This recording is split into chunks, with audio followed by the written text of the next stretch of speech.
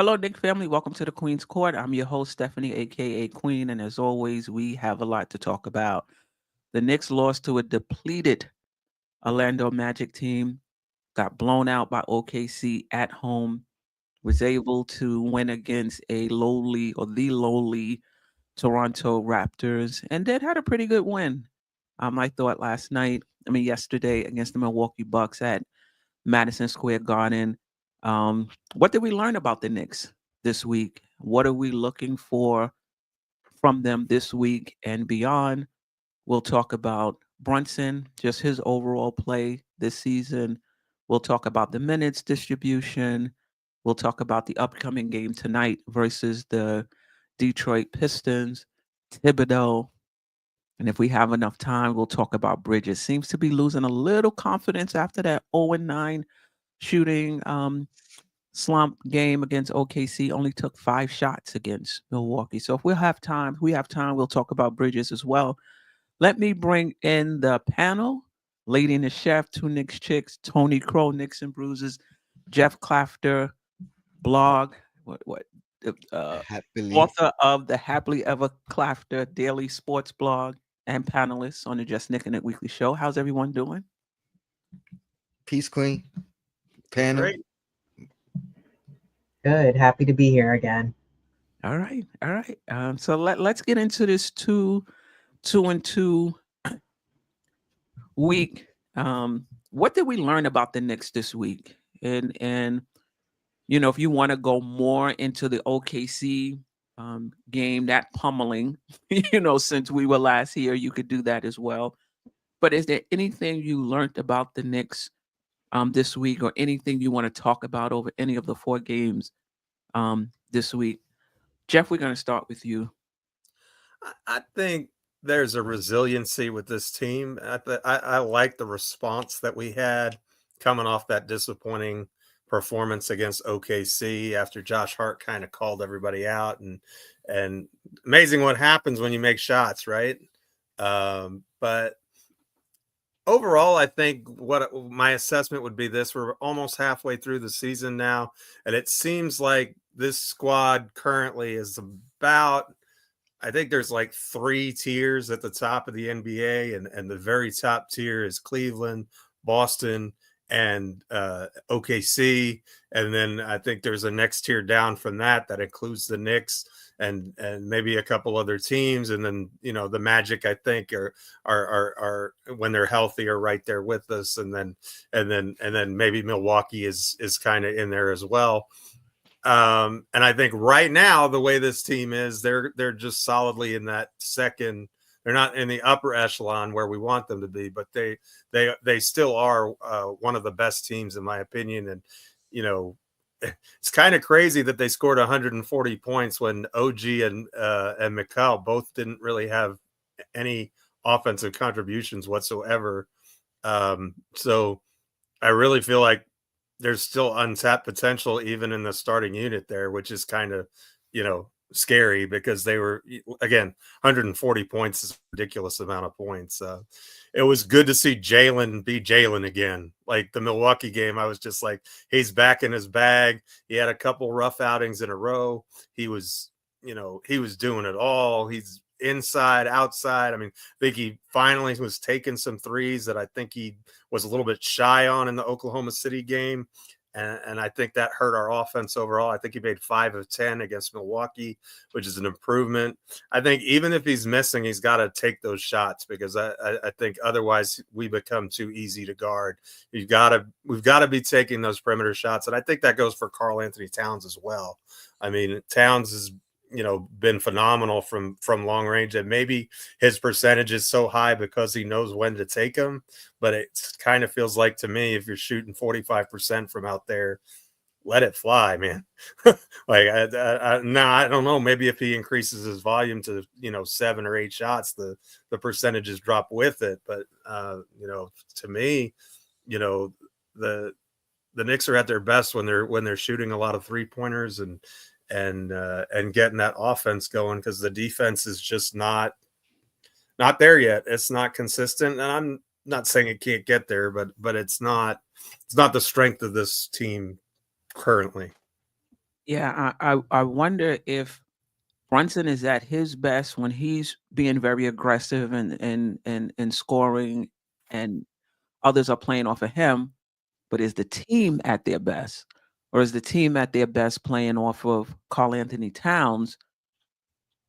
But then when Brunson is hesitating and not being aggressive, he's not at his best.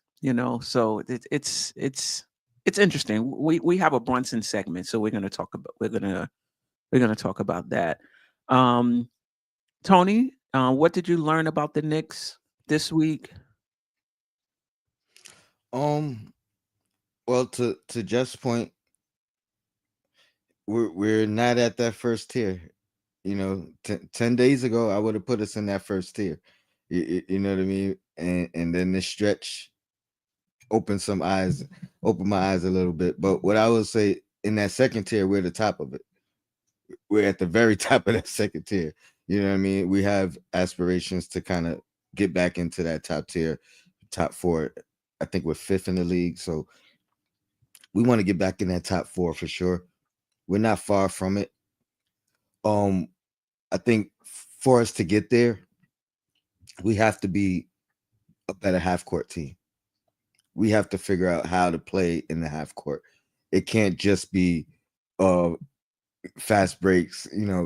Obviously when our defense is on, that's going to help us flourish. But when our defense isn't on and we got to take the ball out, we got to figure that out. You know what I mean? And it can't stop us trying to initiate excuse me initiate fast offense, because we could still play fast if we're taking out the ball. You know what I mean? It doesn't have to be off of defense every time. Right. Yeah, Lady&TheChef. Yeah, I think what I learned is that we've seen this Knicks team do this last year, win 9 games. And one of my biggest worries was after we won those 9 games, I said, are we going to have somewhat of a mini collapse? And I think that we saw that, and the Knicks went, 4 out of 5 in their last games. Right. And I said this, I think I was saying this before when we was on last week, I was saying this to you guys, how we lost to Chicago twice. That shouldn't happen.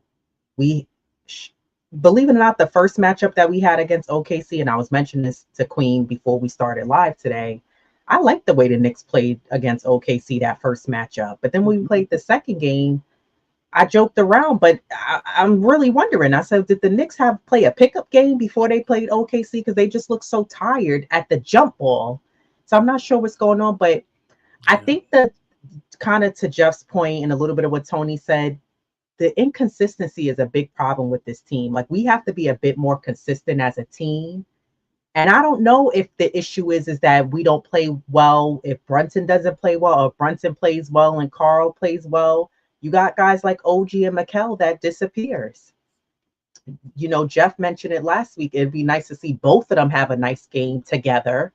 And we've yet to see that. So I'm not sure. And then, Mikal hesitating to shoot the ball, passing it when he's right near the basket. Right. I just don't know. Like, it seems like sometimes where I think and I find some hope that, oh, look, they're finding their identity. They have these moments where I'm like, well, what's going on, guys? Like, what are we doing? You were making the steps forward and you took 2 or 3 back. And I'm not just saying it in just a loss, but just the overall aura, the energy. And again, they're not going to win every game. I'm not harping on losing this game, whatever, but it's the manner and the fashion that you lost that game. Like Geoff said, it's 104. It's too many points. You're not playing any defense. So I'm really trying to figure out, where is this Knicks team identity?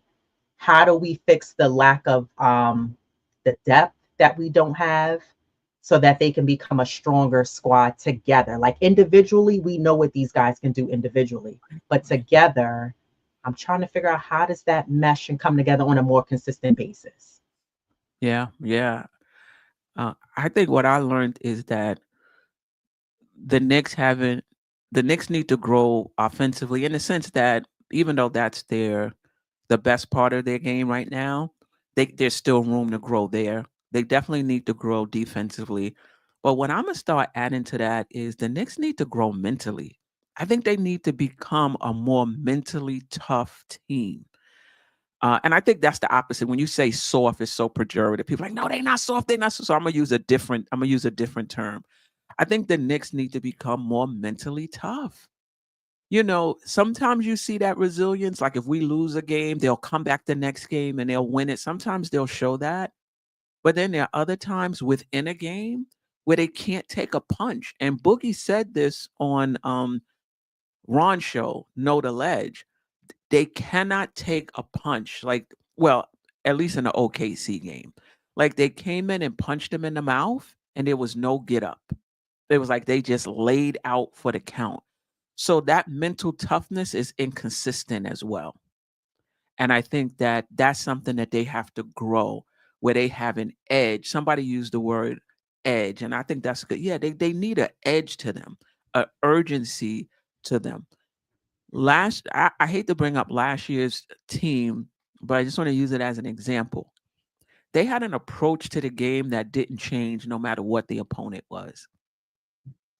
Didn't matter in terms of their attitude. It didn't matter. We're going to come out. We're going to play a full 48.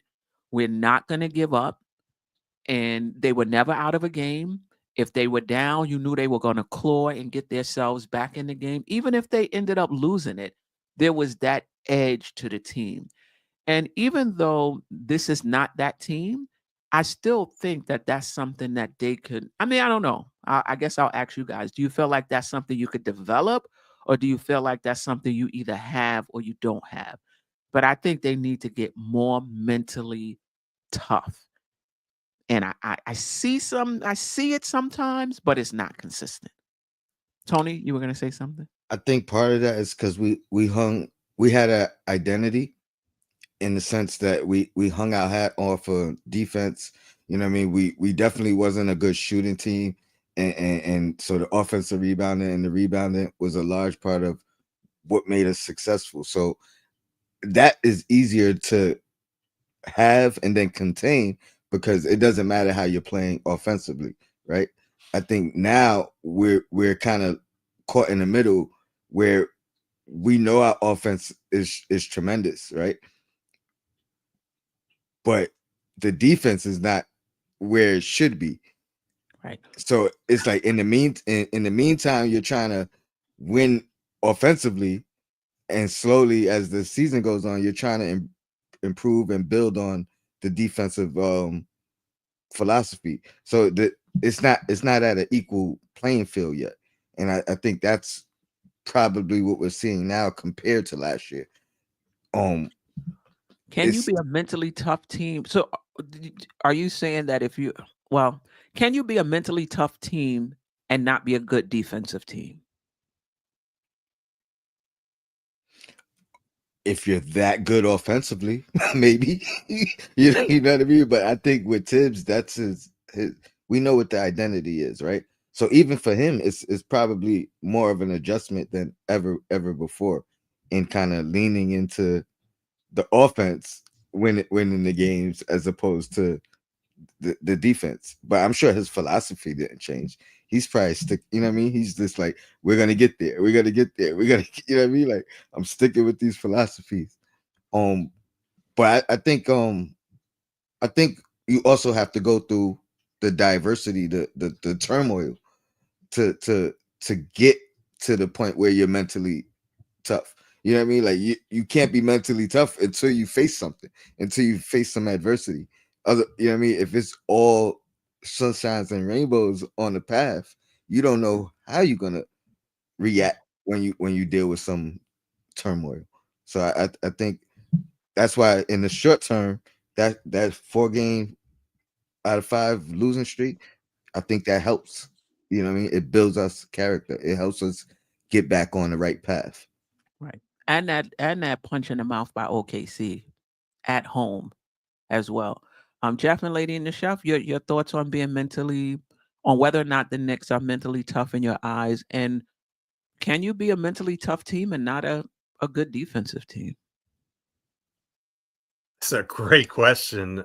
You know, it's funny because when your offense is your engine, there's such variance. Like even the best teams are going to have nights when they don't shoot the ball well. That's just a fact of life. And it seems like when you shoot the ball well, your defensive effort rides the wave with you. You know, when you've got it feeling it from downtown, all of a sudden everything, you got a little more pep in your step, and everything kind of elevates. But you know, when you know, whether you're hot or not, if you're a good defensive team, you can rely on that every single night, and that's a strength, a core competence that serves you well, whether you're shooting the ball well or not. And so you know, I guess from that standpoint, you know, I think the Knicks have to do a better job of not letting their offense dictate their level of energy defensively, and really, you know, key in on those things. And I don't know, get OG Anunoby at a sleep chamber or something, because that dude looks exhausted.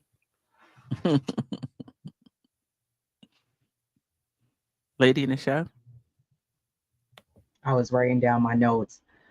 The Knicks faced adversity last year when we had a man down situation with all the injuries. And I actually saw where they had a clip that they made for the Knicks, showing them throughout last season, throughout the ups and the downs. I thought it was a really good like promo thing that they had. It was before one of the games. They had the guys showing them guys falling down like flies one by one, just how we were losing guys to injuries. You know, Brunson with the praying hands doing this. And then they showed them when they got knocked out by Indiana. Mm-hmm. That adversity from last season, that's what you take to fuel you for this year. Now I get it. We've had some changes to the roster lineup, but that shouldn't be left behind, because you utilize that as fuel to become a better team for this year. And I think, to answer your question, if you're a mentally tough team, you got to figure out how to lock in and play good defense. If you're mentally tough, you're going to figure out how to play good defense, because I'm not understanding what film are they watching that we haven't seen any changes on the defensive end. It's like they're wearing sunglasses while they're watching a film, because we're not seeing any changes. It's like insanity. And again, this is why I say I blame the coaching staff. I don't know if coaches are afraid to step on Tibbs' toes, or Tibbs is telling them, and it can't be. It can't be. You've been a coach, Queen. It's no way you're not tackling, and you can't say, well, I don't have all the pieces in place. You don't have every piece to utilize in place right now. No, you're missing some pieces, but you have something to work with out there. So again, I do agree that I think this team needs some edge. I think they do need to become mentally tougher, because right now it's just, I think that's part of why we have these inconsistencies and why we are not a good defensive team as well. We're just not, this Knicks roster is not a good mentally tough, strong team. And I agree. You look at guys like OG, he looks super tired after he makes a dunk or a layup. I don't know. I don't know what's going on. As of late, he seems like he's been missing a bit more at the rim, not getting a lift either. Yeah. I also think everybody can't really take the experience from last year into this year. It's not the same experience for all these guys. Like OG has been riding high for from this perspective. The praise has been given to him. You know what I mean? The record was or is what it is with him and without him since he's been here.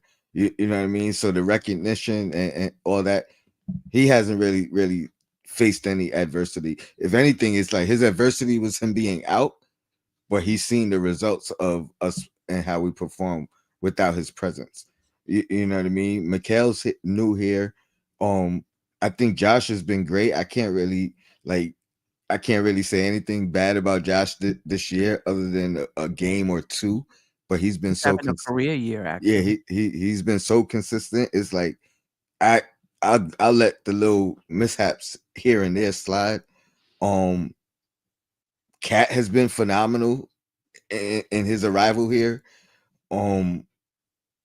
Brunson, even with his numbers being better, he's the only guy that optically I've been like a little questioning. It doesn't feel the same. But all that being said, it's been a huge adjustment, right? Like it's adjustment for every player individually, and then every player collectively with each different unit. You know what I mean? So Mikal's adjustment in the starting unit is a different adjustment than his adjustment playing with more second unit guys. And then it's an adjustment for Tibbs as well. I think we're in a great spot record wise. Yes. Now it's gonna get tougher in the second half of the season.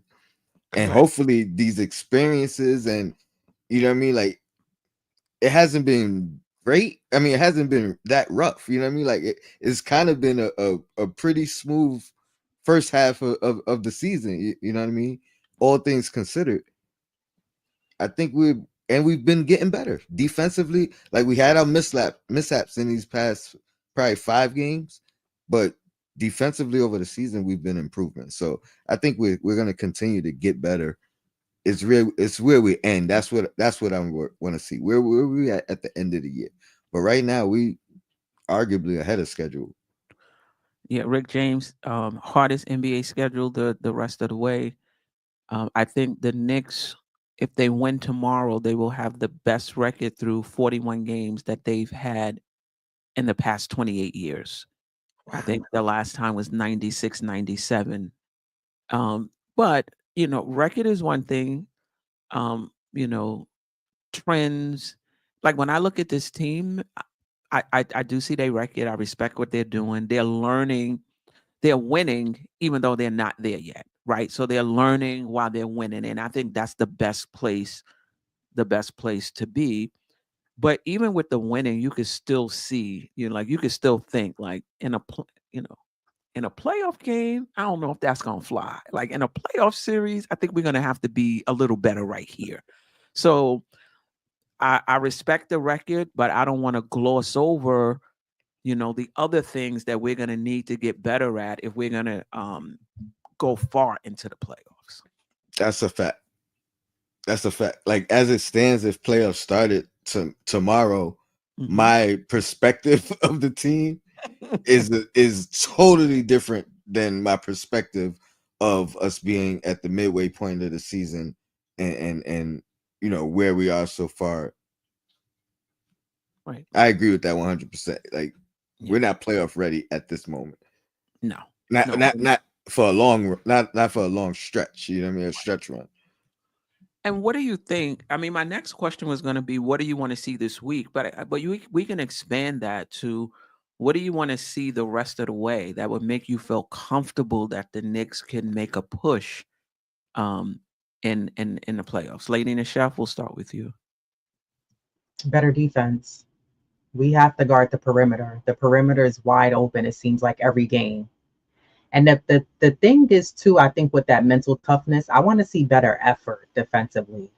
Right. I feel like this team so far, and no one's checking them on this, the guys are like packed into the paint, and then it's like a delay to get out to the perimeter. It seems, or sometimes it seems like because of lack of communication, guys get crossed up and they're like, oh, I thought, I even saw Cat the last game. He said, my bad. Mm-hmm. Like, y'all not communicating. Y'all not talking. You just assuming, well, he got this man, I got this guy. And it's just, sometimes it looks like they're all over the place defensively. And then, just the lack of guarding at the perimeter. I just want to see better defense and better first quarter starts and better third quarter starts, because I feel like we had that issue last year, and I see it kind of like some games we having that issue this year where we're coming out sluggish in the third quarter, or we're having slow starts in the first quarter.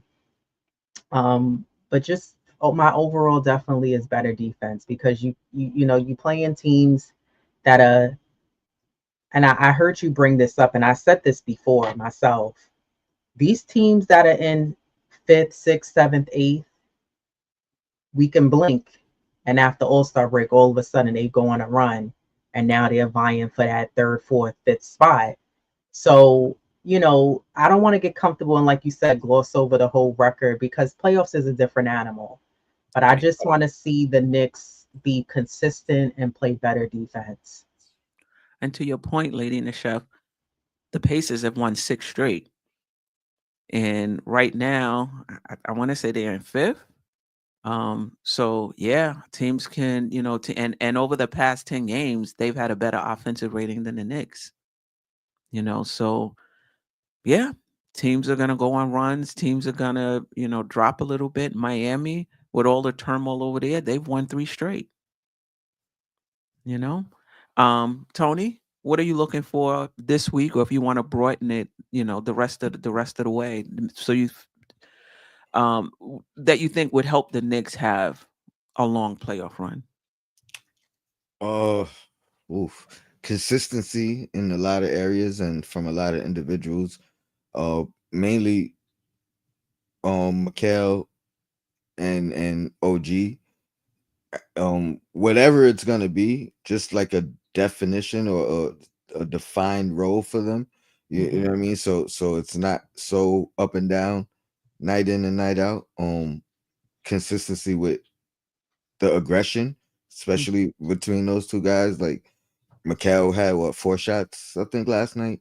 Um, But 5. still not nearly enough. OG didn't shoot the ball well, but at least he was aggressive in his shot attempts. You know what I mean? And shot, you know, trying to get shots up. So that was a good thing to see. And that's all I could ask for from them to whether make or miss. You know what I mean? I want them to be aggressive offensively and be a threat. Even if you can be a threat, even if you're not making the shot, as long as you're being defended, right?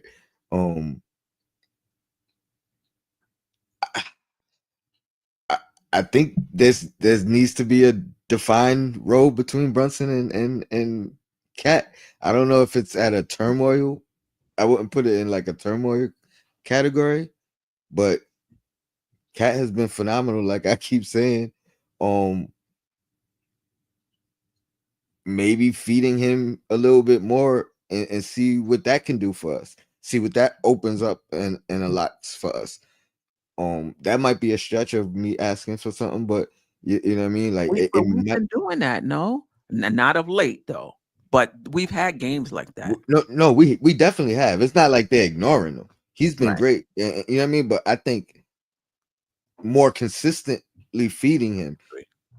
And then overall as a team, seeking out mismatches because I think Correct. that's where we become the most dangerous team in the league. Where you know OG, any one of these guys have multiple mismatches every single night on any given night. You know what I mean? Find them, seek them out, utilize them.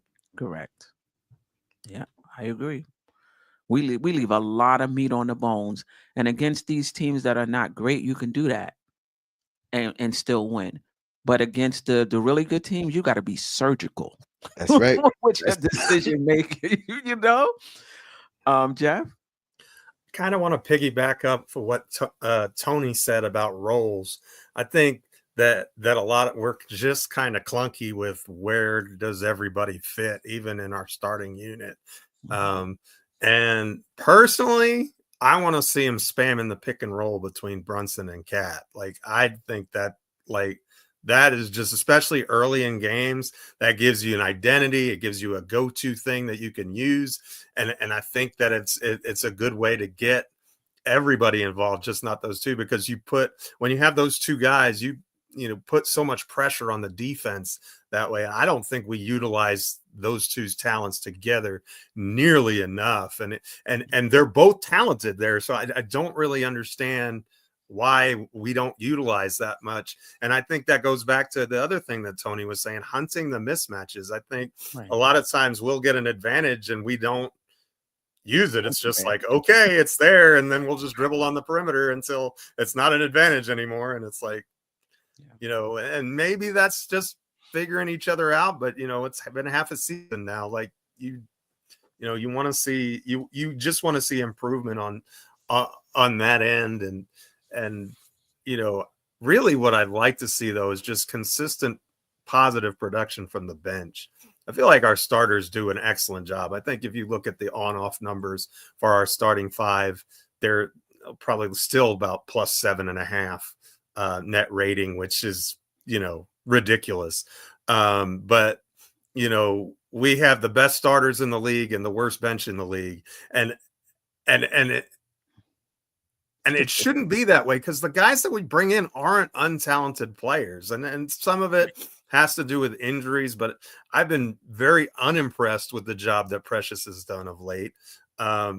Campaign had a phenomenal game against Milwaukee, but, before that, he was on the back of a milk carton for about 3 or 4 games in a row.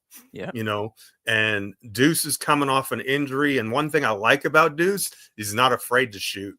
And sometimes I think just the volume of the 3-pointers, like I was saying before, helps us, get those shots up, especially from long range.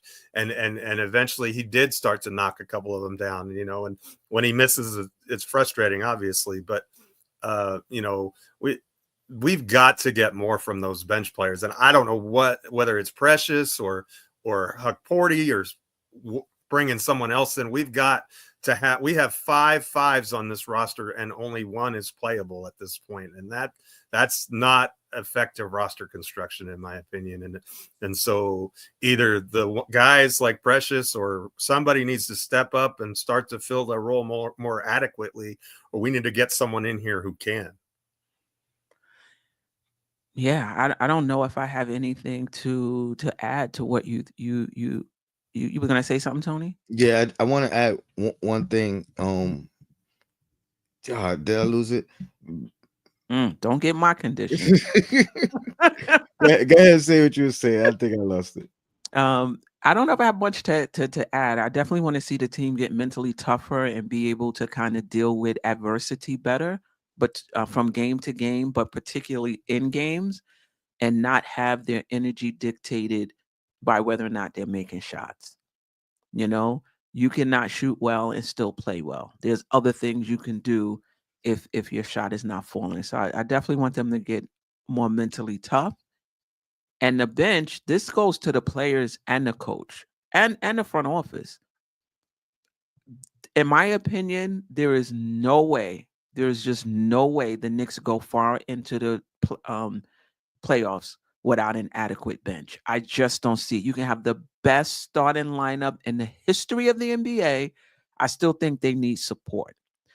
And so, and I go back and forth between this bench is not talented enough to maybe they are, maybe there's more we can get out of them. It's just a matter of them themselves being more aggressive when they're out there on the court, like Campaign, which came in the season aggressive, then became non-aggressive until yesterday, right? Deuce has been dealing with an injury, but usually he's aggressive on the offensive end. Shaman has to knock down some shots. I just feel like if you're a bench player right now, you should be That's your only job. Right. You should be going to bed thinking that tomorrow is a championship game. Like, that's how pumped up and focused you need to be for that 10 minutes or whatever that you're going to get. Like, playing out of your mind. Same thing with Precious in terms energetically, just playing out of your mind for those, 10, 12. They're not even getting a lot of minutes. So that's on the player side. And I think Thibodeau is going to have to make a decision that you're going to extend these minutes a little bit, maybe 2 more minutes for Campaign, maybe a few more for whatever it is, and basically grow a bench, right? If you're hearing from the front office that there's moves to be made, that's different. But if you're hearing from the front office that, it's not really much we're going to be able to do, you got to grow it. You're going to have to grow it. You're going to have to, if you feel like you're going to need Huck Porty. Now, if you know a Nick Richards trade or Kessler trade is close, that's something totally different. But if it doesn't look like anything is coming down the pike, you got to start thinking we might need Huck Porty to be in this rotation at the end of the season. We might have to start feeding him little by little minutes to grow his role.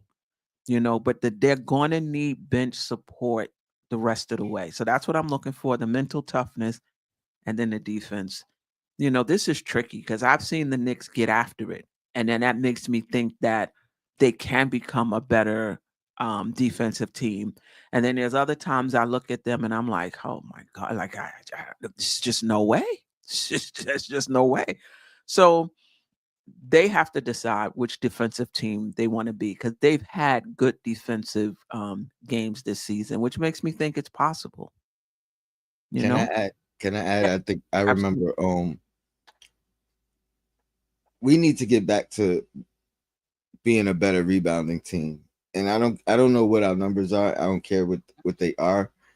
If we're good statistically, because that's part of what's killing us. Two things: these last second shot attempts, so not getting into the offense early enough, because a lot of times we're shooting with a dwindling shot clock.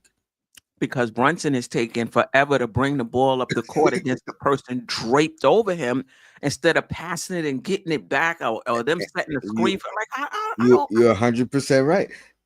And I didn't want to put it just on like all on Brunson or schematically or the team. Yeah. Because part of that, what happens is we're still trying to get into our offense at 17 seconds, you know what I mean, into the shot clock. Right. And now nobody's in position to rebound. Like, so a lot of these last second shot attempts are not only killing us because of that, but now we're not even in position to rebound the ball, and it's ended up in lost fast breaks for the other team when we're missing all these second chance opportunities. So somehow back to OG and back to Mikal, I think they are the catalysts to kind of protect that defensive rebound, because as much as I like us getting into fast break, because a lot of them leak out, and I think they're nowhere to be found when it comes to getting a defensive rebound, right? Because they're leaking out. We got to secure the rebounds on both sides, offensive and rebound first. That was part of that identity we had last year. Yeah.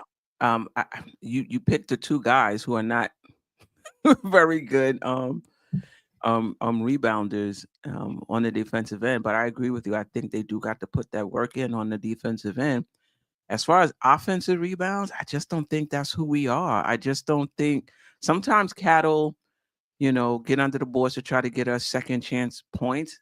I just don't think that's a part of our formula for winning this season as much as it was last season. This team is much more efficient as well. Like you couldn't tell as of late. Prior to the Milwaukee game, you couldn't tell. We hadn't been shooting well.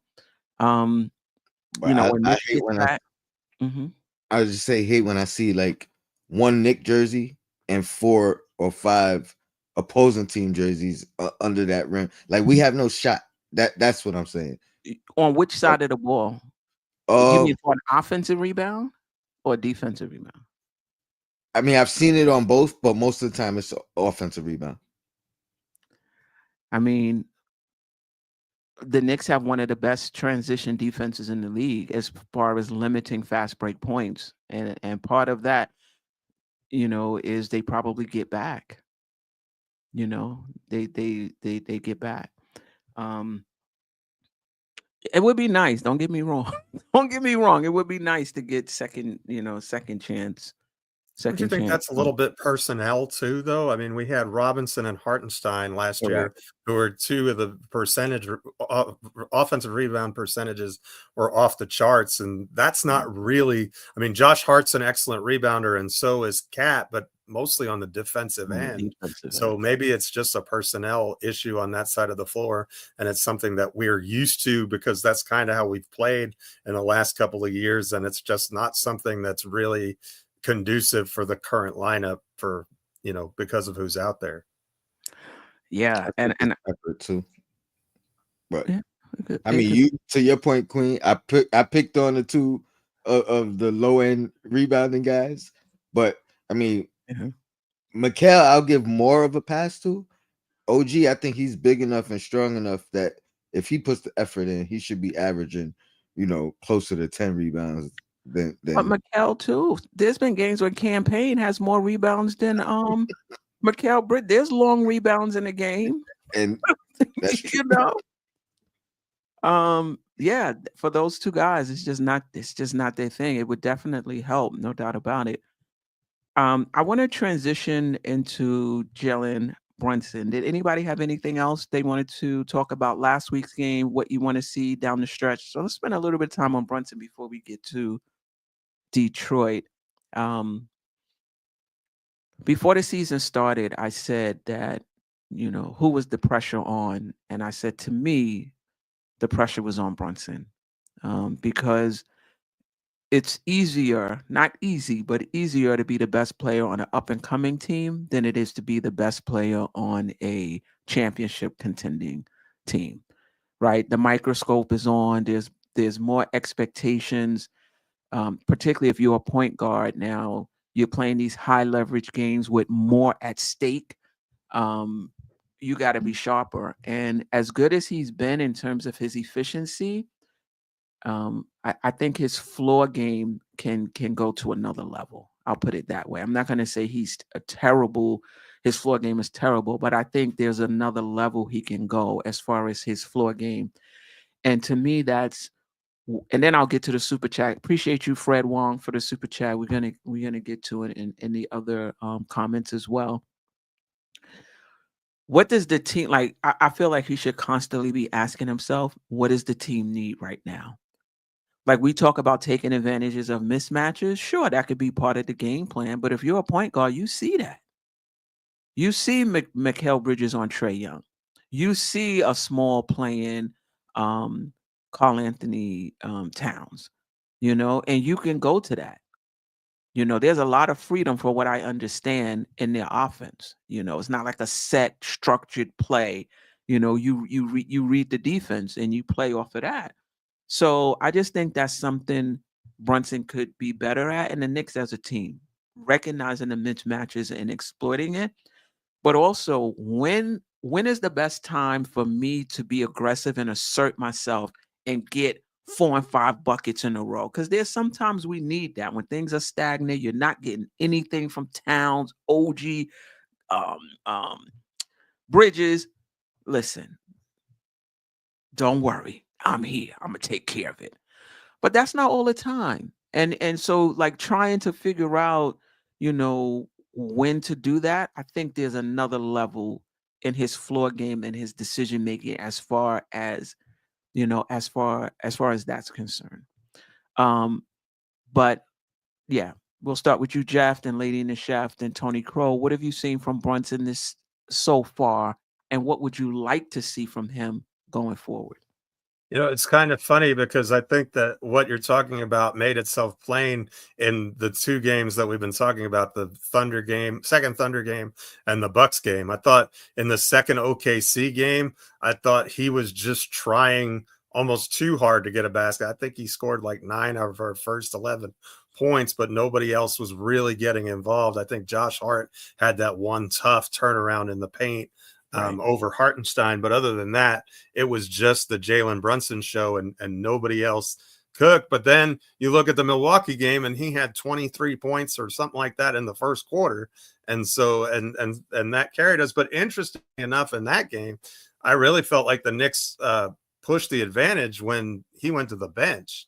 I mean, when Karl Anthony Towns was kind of the focal point and the centerpiece, that lead went from 3 up to 13, and maybe even a little higher than that at one point. But when Towns is out there and kind of the main focal point, it just seems like things go smoother. And so I don't know if maybe it's just a case of I don't know, playing him more off ball or just getting him in pick and roll actions, like I said, with Cat. I'm not sure what the right answer is, but I definitely think it's something that he's kind of trying to figure out. What does this team need? Because I think last year, especially at this point in the season, it was kind of more defined. We went from when we had a healthy Julius Julius was our first quarter horse, and we rode him, and he scored 20 points in the first quarter. And then come fourth quarter time, it was Jalen Brunson time, and you were going to see that. And then he went down with the injury, and then it was like Jalen Brunson time all the time. Like he was just 7-11. You got to go out there and do it all the time. Well, now you have this asset in Cat who is phenomenal and can do all of these things. And so I think part of it is, when do I turn on the switch? When do I not turn on the switch? When, how much do I defer? How much do I, take over the game? What's best for the team? It's tough to figure those things out, I think. It seems like they're taking turns, though. I feel like more people get involved when Cat is the focal point of the offense. And when Brunson is dominating the ball, it's like, I'm saying Cat disappears, but then at the end of the night, he be having 28 points and 17 rebounds. He's still getting it in. He's still doing his thing, but I just feel like the Knicks are better. Okay, case in point, and then I'm going to get to Lady and the Chef. In terms of recognition from Brunson, the Chicago game in the fourth quarter, we making a comeback, and Cat is just playing out of his mind. And you could question whether or not Thibodeau should have even put Brunson back in, kind of let that team rock out until you see the momentum they're losing the momentum, then put Brunson back in. But that team was still running hot. Here come Brunson. And it was like Brunson was in the locker room, like he didn't see what was happening on the floor. We were going through Cat. And, okay, so why don't you come in? We continue doing the same thing we're doing, and you just play off the ball and be a better option if Cat does need to pass it out. Nope. He came in. It seemed like they went 1-4 flat. I had to look for Towns to see where he was. Like he was down, like in a corner or down by the box so that Brunson can have the space to do what he does. But I'm like, yo. And right soon as that happened, they went on like a 7-0 run or something like that. So it's that type of stuff I want to see from Brunson. This is what's working well. Let me come in and just go quietly to the corner, and let's just keep doing what we've been doing. Anyway, and I'm not down on him. There's levels to this. Tatum had to go through these levels. The Joker, Giannis, there's levels to this as a team and as individual players to become that championship. Magic Johnson had to go through it. Isaiah Thomas, all of these guys had to go through it. Lady and the Chef, just what are you've seen from Brunson so far, and what would you like to see going forward? I agree. It definitely is levels to this. And I think that Brunson is learning what he has to learn. And then he's on that trajectory of learning. He has to learn how to be a better floor general. He has to figure out how to find better balance.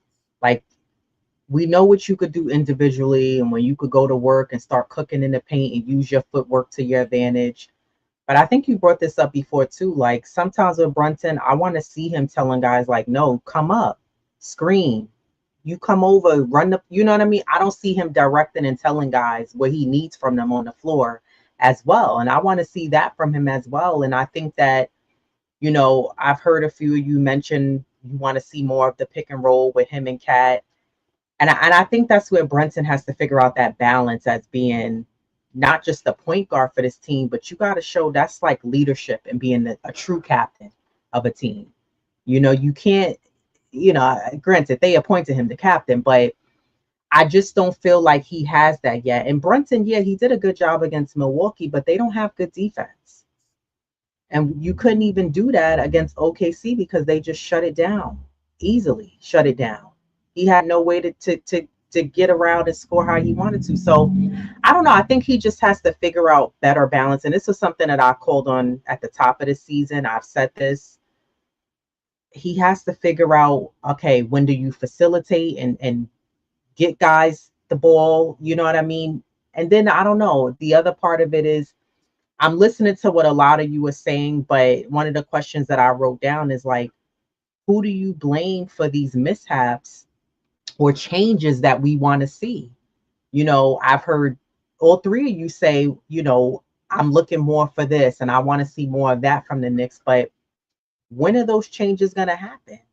Does it fall on Brunson to start implementing? And I'm mention this person. I know Geoff touched on this, but I think part of the reason why the ball, you guys mentioned that the ball moves better with Carl Anthony on the floor. Brunson slows the ball down with a lot of the dribbling and just the way he sets up the offense.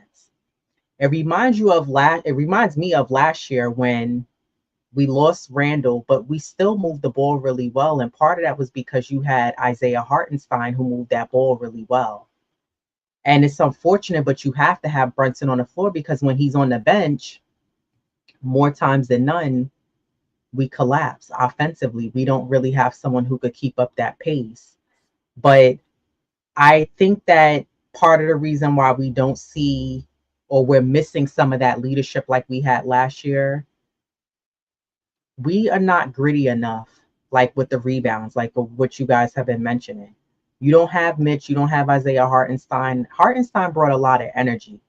Mitch was physically a dog, but he wasn't as vocal like Hartenstein was yelling and, popping off at the mouth and just hyping guys up. And I thought that was really infectious and it became contagious on the team. And we don't have that guy this year.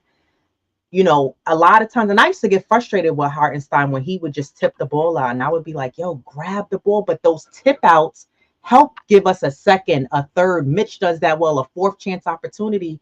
Carl is not that type of player who's going to do that. He's going to do the best that he can, but we're missing that energetic guy who's going to be gritty and be like, yo, when you see a guy doing that, we don't have that. And I think going back to Brunson, I used to say, well, maybe it's a trust factor. You can't say it's a trust factor now because you have a guy like Carl Anthony Towns who he can go to work and give you something. You have Mikal, you have Oj, you have that. There shouldn't be an issue with trust. Both Hart and Deuce have worked on their shots. So I don't know what it is with him sometimes where we saw it last year in the playoffs where he was just trying so hard. The first round when we was playing Philly and the one game or whatever that we lost, he was trying. I was like, yo, it's 4 other guys on the floor with you. And Brunson just kept bringing that ball down, trying to play hero ball. So I don't know what that is with him sometimes. I don't know if it's that he feels like he got to I got to make it happen versus saying, well, let me facilitate the ball. Let me break this one off. Let me direct traffic and this, that, and the third. And I don't know. And I'm not trying to pull it all on him. And that's not the angle that I'm coming from. But I just think with Brunson, he really has to find that balance and fine tune how to really be a true floor general and not just being a point guard out there. Yeah. Again, we're going to be playing, to go deep into the playoffs. Like we're talking about this just when the first 40 games of this season. But to go deep into the playoffs, as you're playing these really good teams, you're going to have to be surgical. Your approach is going to have to be really tight. We'll see. I just want to. Did everybody get to go as far as Brunson was concerned? No, but you could do the super chat. You sure? Yeah, do the super chat first. All right, let me do the super chat. Fred Wong, appreciate the super chat. Appreciate you rocking with us. Stop switching and doubling. Stay with your man. If you get beat for 2, fine. But we can't give wide open threes. Those are layups in today's NBA.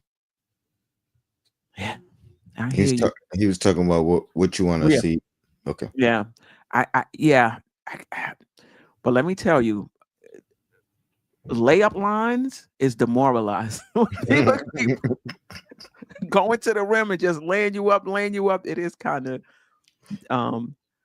demoralizing. But demoralizing is when you can't defend neither one. Because we've seen some of that. You know what I mean? I'd rather pick my poison and whichever one you choose, I'm fine with as long as that's your philosophy. But not both. Yeah. They can't be getting everything. Shout out to Sam, Queen cooking right now. Yes, sir. Appreciate you joining in. It was good to see Sam at the Washington, at the Washington game. Appreciate you, Sam. Deuce does that. Not sure what we were talking about, but okay. Drugs only. Appreciate you. I agree, Tony. We're in a great spot while still figuring out this team identity. That's hard to do because usually when teams are trying to figure it out, they're losing along the way. Yeah. Yeah. They also have Kareem Grant. Appreciate you, my brother. They also have to stop letting the refs emotionally take them out of the game. Yeah. Yeah. Yeah. And Rick James, we learned that Brunson should be more aggressive and stop hesitating. And you know what?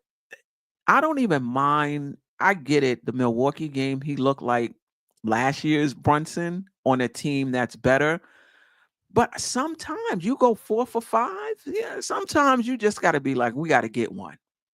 We got to get one. I'm going out here and I'm going to get it.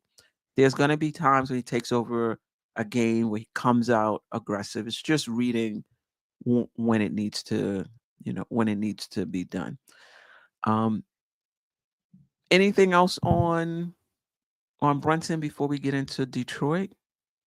I think you guys Oh, mentioned. go ahead, Tony. You didn't say what you want to say about Brunson. We didn't get to you. No, I think you guys really mentioned everything. I think, just the caveat to it is that he's still figuring that out, right?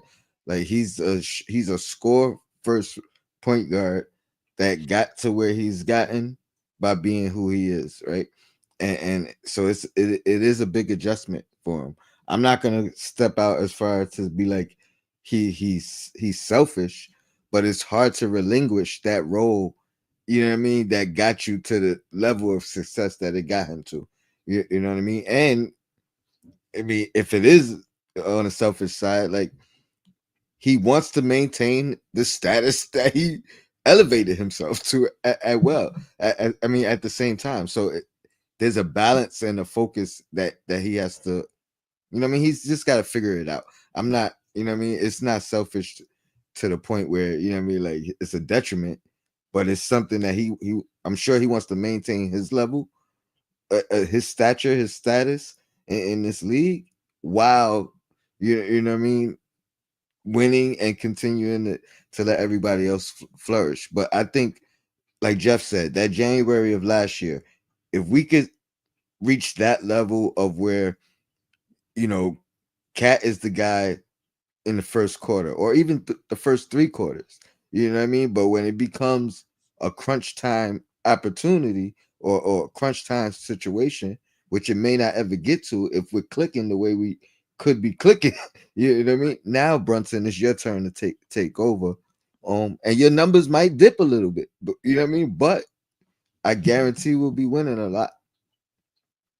Yeah. Yeah.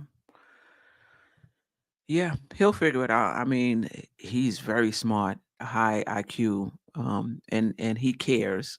So there's no doubt that he'll figure it out, and it may take him a season or so. Like you just don't become that type. Like Tatum didn't just become a deep playoff performer overnight, right? It took time. It took time. I saw Magic Johnson struggle. I know I'm going way back for some of y'all, but I saw him struggle in the early years before he finally got it. I saw Isaiah Thomas when Larry Bird stole the inbound pass, and tragic magic and all of these things where it just takes time, for you to become a consistent playoff performer. And we're not even there yet. We're just talking about the first 40 games of not, to me, it's the first 40 games, not just of this season, but it's the first 40 games of the Knicks, in my opinion, relatively long window.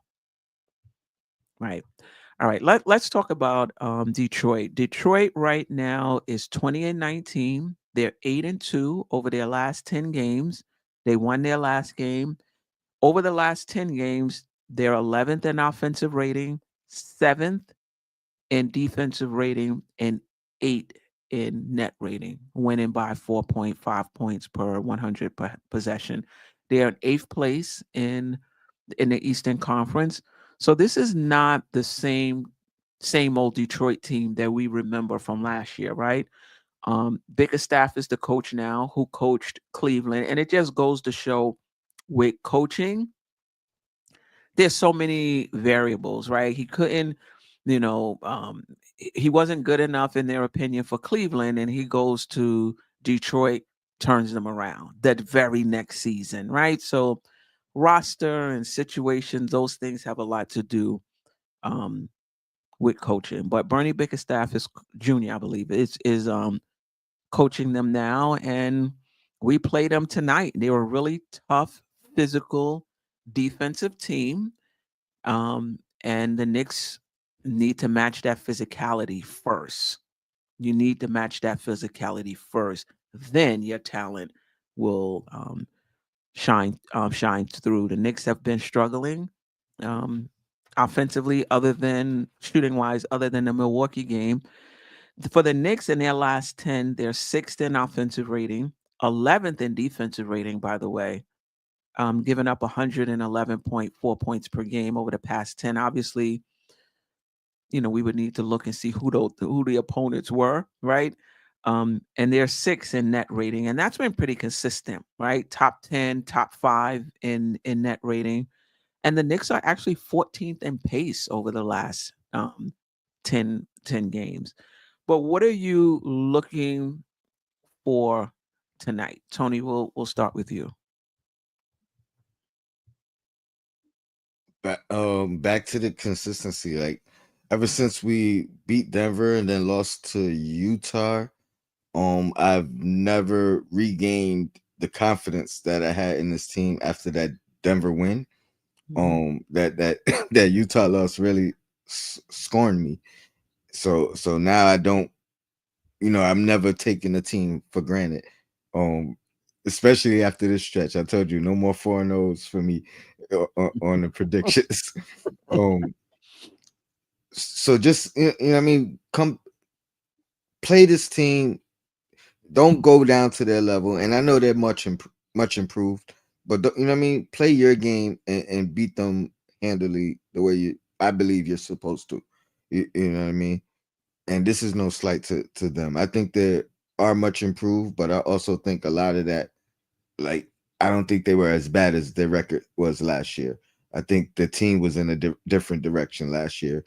They expected the coach to win with the young guys last year, and the veterans were on the back burner, and the veterans were, trade bait. Right? We got a couple of guys from them.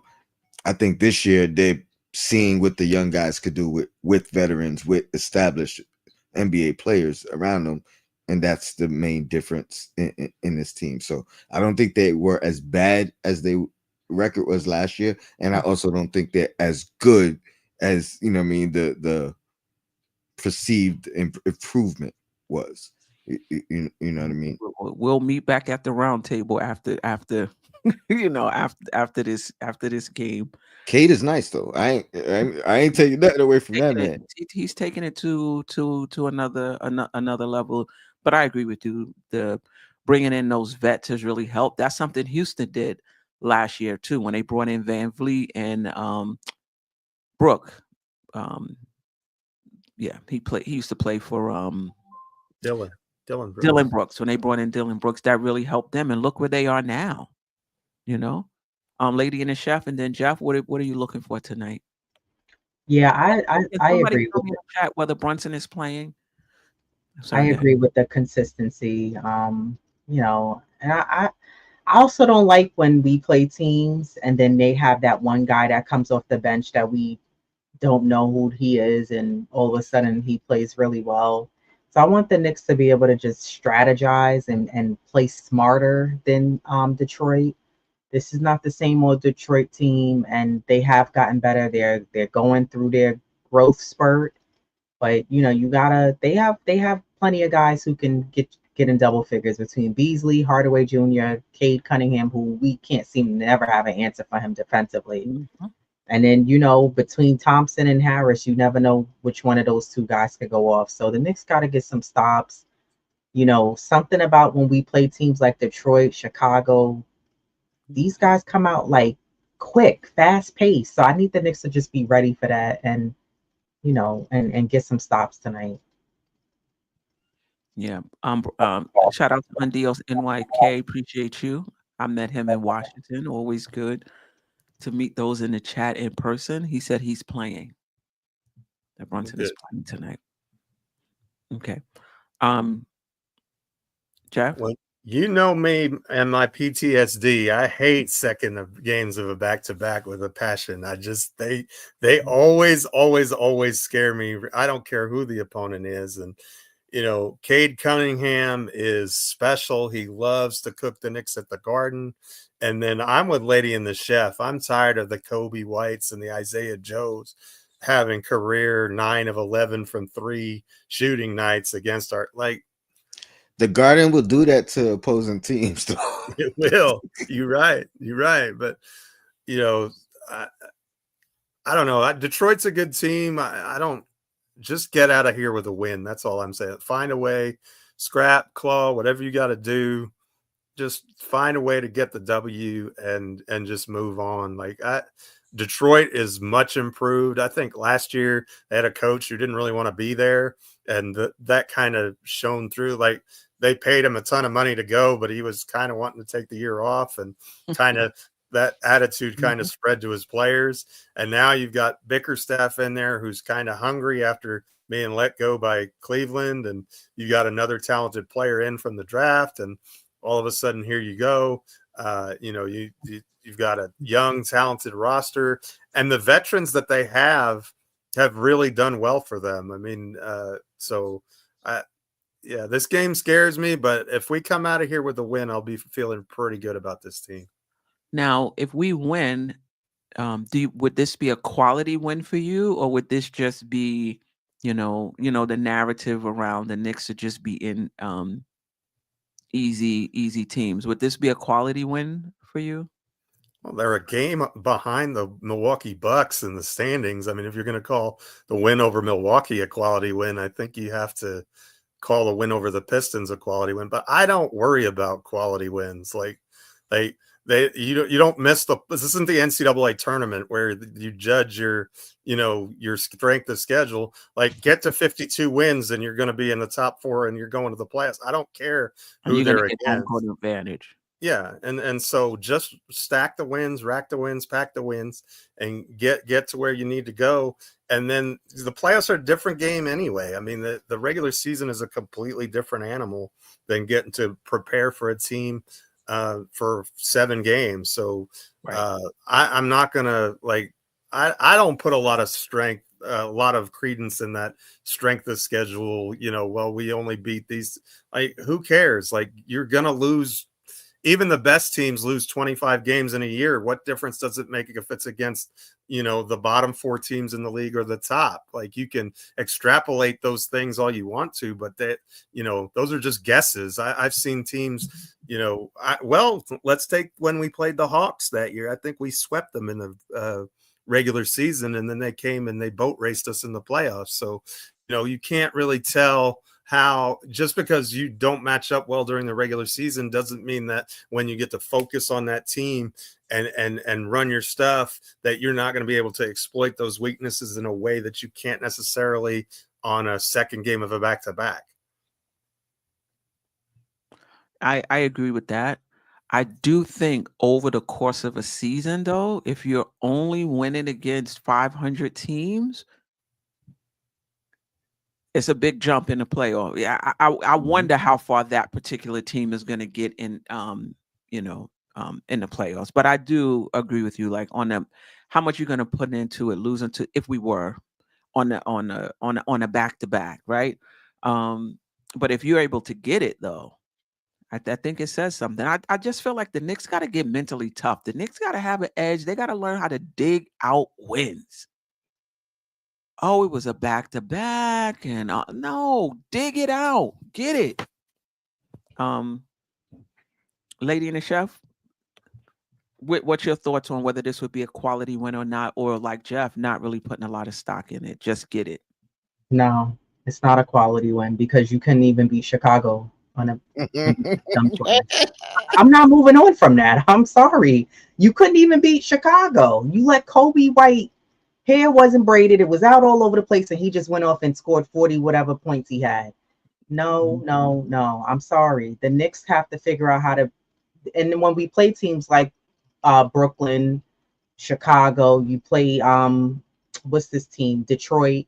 The score is always close. And then I'm like, I can't even eat my snacks comfortably because I'm worried about what's gonna happen at the end. Seriously, I start rolling up the bag of chips and I'm putting it on now. I'm like, I can't even eat my snacks in peace because I'm like, I'm nervous. My nerves are all rattled. So no, you gotta learn how to beat teams. You're gonna be nervous tonight. You're gonna be nervous tonight. I don't think the Knicks are blowing out. If they do blow out the Detroit Pistons, that would be great. Right. But this is an up and coming, hungry team, feeling themselves. This is their one game over 500 for the first time, and I don't know how long, how many years it's been. It's not gonna. I don't anticipate it being an easy game, but you never know with these Knicks. You never know. Like they came out and put up 140 points on Milwaukee, so you never know. Any salute to the chat, by the way, before we get last words. Paris Doug in the house, East Blue Drew, LV Shore, Stem, appreciate you. Ajay, everybody catching it the rest of the month. We going 8-0 the remainder of January. We play Philly, by the way, on Wednesday, and we play Minnesota on Friday. Both games are at the Garden. The Knicks have a really good stretch right here, I think, and over a 14-game stretch. And some of the games we've played already, I think we only have 2 away games, one at Philly and one at Brooklyn. And those are like short trips. So it's an opportunity to make some hay. Anybody remember what shoulder Shamet hurt? It was the right, I believe. Did y'all see the play? Because like I told you, I'm rewatching the OKC game. Y'all seen the play? Hartenstein ripped his arm back, like had his arm caught up. It was at the end of the fourth. I mentioned that on my live yesterday. You did? But that's what I'm saying. Y'all gotta get more gritty. See the East Blue Drew said that in there, how Hartenstein was snatching the ball out of people's hands. Like, come on, y'all look like a varsity high school team playing against them. He was just snatch, and throwing it up the floor. He throwing and one passes over the back of his neck. Like, what's going on out there? So I'm talking about. The Knicks gotta get tougher out there. You can't allow that to happen. Yeah. And don't ever lose to Chicago ever. No. Please don't. Oh, hey, Queen, I just want to say, I don't think it's a quality win either. If we win, I will give some credence to it being a back-to-back, and if it ends up being a blowout and we blow them out, I'll give it the quality status because of the blowout and the back-to-back. But if we struggling to pull this win off, there's no quality in that. A win's a win, I'll take it. But at some point, we got to put our foot down. Yeah, I mean, that's you know true. What I mean, and show who we are. You know what I mean. But that's the thing. The Knicks are still figuring out who they are. I agree. So then, a lot of times when we think about the Knicks beating these teams handily, I think we have a vision of the Knicks at their optimal, and I don't think that's where the Knicks are. The Knicks aren't playing optimally right now. So I anticipate a good game and a win. I'm not tolerating the Lord. Like, I'm not going to be happy, or like, oh, no, they need to win this game, but I don't care how. We wasn't blow them out, just win it. We wasn't optimal when we beat the Bucks yesterday. Yeah, I mean that's all I'm saying. We might not be at our peak yet, but we capable of beating the crap out of a team. We're capable of, like somebody said in the chat, we're capable of beating any team, and we're capable of losing to any team. I agree. The Knicks are gonna get this one. I just don't want to. I think we're underestimating Detroit, and we'll see them. We about to see them real live. Lady and the Chef, from Two Knicks Chicks, just briefly let them know where they can find you. You can find myself in Diva Locks on Sundays at 11 or 12. And then on Thursdays, we're also live as well at 7. So check us out. All right, To the Tony next show. Crowe. Knicks and Bruises, post game with Sim, Losers Lounge on MBK as well. I might be taking a break sometime pretty soon because I'll be moving. All But right. I'm gonna try to get it in coming to as Brooklyn? much as nah. I'm just moving locally, but I gotta get a lot of things in order to get this done soon. So if y'all don't see me for a couple of weeks, I'll be back stronger when I get back. But I'm gonna try to get it in as much as I can in the meantime. So All right, Geoff, where can they find you? Just happily ever Klafter at WordPress.com. Not all of my stuff is Knicks stuff, but anybody who comes to check it out, I appreciate it. But more importantly, check out Two Knicks Chicks and Knicks and Bruises. They're doing great stuff over there. And let's get a Losers Lounge tonight. Yeah, That's for what I sure. want. And Geoff is also on the Just Nicking It weekly show on Thursdays on Dope Soul Sports Talk channel. And the link, yes, I did. The link to Two Knicks Chicks YouTube channel, Tony Crowe's Knicks and Bruises YouTube channel, and Geoff's blog is in the description. So if you're interested in any of those, the links are in the description. Until next time, family. Peace. Peace.